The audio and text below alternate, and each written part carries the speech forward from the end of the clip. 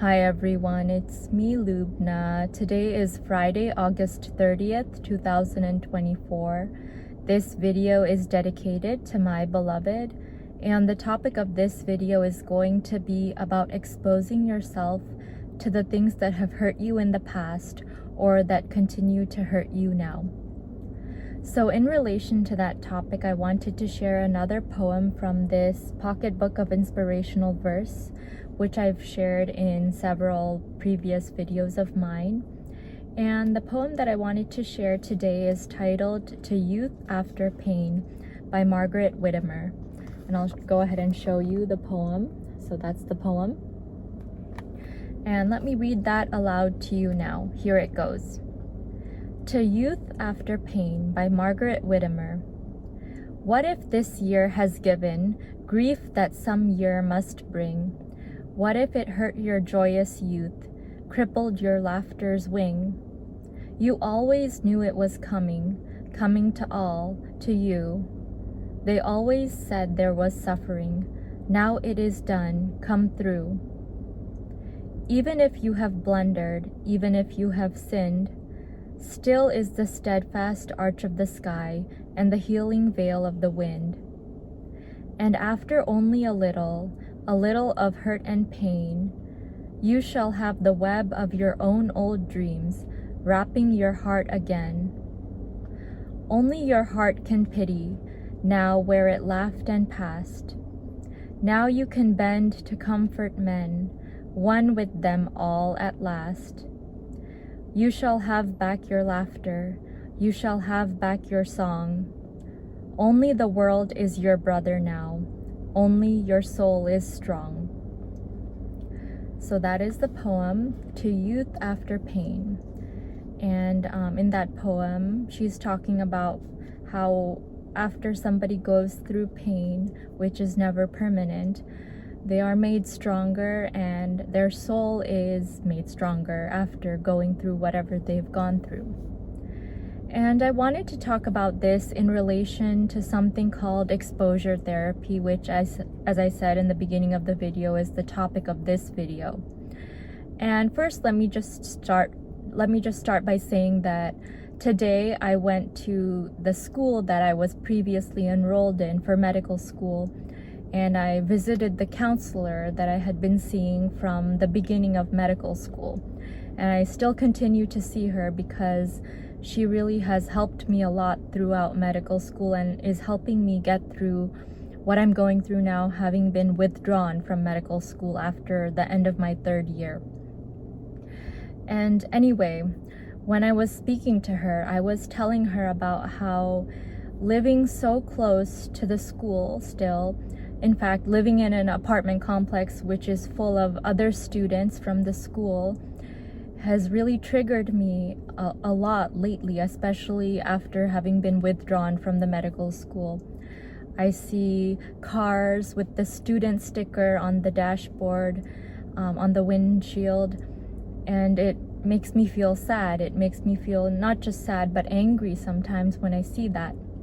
As I'm driving by one of the other cars of the students, or I'm walking past the cars, it kind of hurts me. And I was also telling her about how the other day I had seen this girl walking her dog in the neighborhood, and she was wearing a shirt that displayed the school's name. And it also hurt me because I just thought about how I had been enrolled in that school and I didn't get to finish and get that degree. And in addition to that, I'm friends with a lot of people on Instagram from the school that I went to who used to be my classmates. And seeing their posts, their stories, their whatever they share related to medical school also has been triggering me.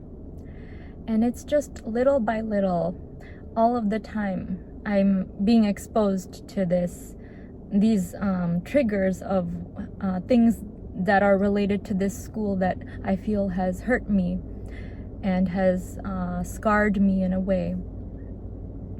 And initially, it was making me sad every time that I was exposed to something that reminded me of the school. But over time, it started to make me more angry than sad.